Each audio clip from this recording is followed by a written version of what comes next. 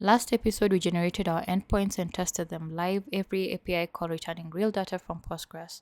The backend is working. Now it's time to connect Flutter to it by generating a complete typed data layer with one click. Ready? Let's do it. Now, before we generate Flutter data layer in the Quick Actions panel, Dartform is reading your compiled client package, the one Serverpod generated from your endpoints, and building the data layer from it. You'll see each file being created in the terminal as it goes. And it's done. Let's go see what was created. So click Open in VS Code, and inside your Flutter package, Dartform has created a data folder. Inside that, one subfolder by endpoint named after the endpoint. 3 files. Let's open each one. The repository, an abstract class with one method per endpoint method. Notice the return types. Every method returns future or result of something. Not a row type, not a nullable, a result.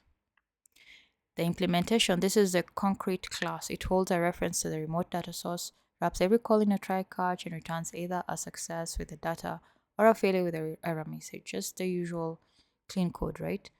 You didn't write this, Dartform wrote it for you, and it's exactly what you would have written yourself, right? Just without spending 20 minutes doing it for every single endpoint. Now, the data source, the thinnest layer. It holds your Serverpod client and calls its methods directly.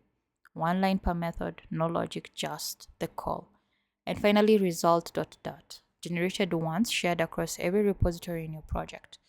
A cell class with 2 subtypes, success, which carries the data, failure carries the error message and the original exception, and a when method so you can handle both cases in one clean expression. So this is your entire data layer, generated, typed, and ready. Now let's use it. So to show this working end to end, I'm going to wire up a simple call in the Flutter app. First, make sure the Serverpod client is initialized in your Flutter app's main.dart, which is usually by default when you're creating a Serverpod project. Now let's instantiate the repository and make a call.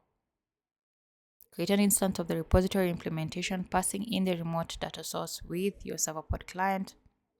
Now call one of the methods and handle the result.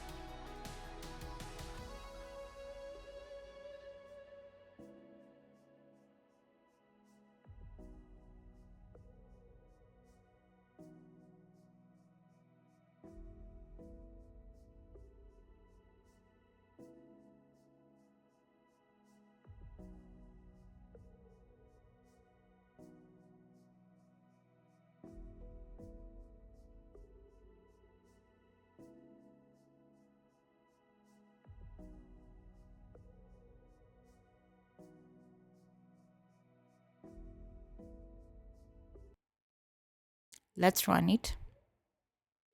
The app is starting, the Serverpod client is connecting to localhost port 8080. You're running NeighbourHub server.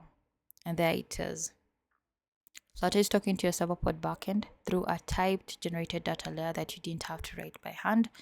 Dartform only focuses on the data layer. You have room to actually design your domain layer, which is optional based on whatever you decide to choose. Now that's a full stack, guys. Models, migrations, endpoints, Flutter layer, man, all connected, all working, all generated from Dartform. 6 episodes from a blank project to a Flutter app talking to a Serverpod backend, models, relations, migrations, endpoints, a complete generated Flutter data layer. If you have been following along, you now have everything you need to start building something real with Serverpod, and Dartform is there at every step. Go give it a try. Head to dartform.dev. Everything you need to get started is right there. And if you want to keep going, there's a lot more to Dartform than what we've covered in this series. Just follow along for more. We'll keep building. If this was helpful, subscribe so you don't miss what's coming next, and I'll see you in the next one.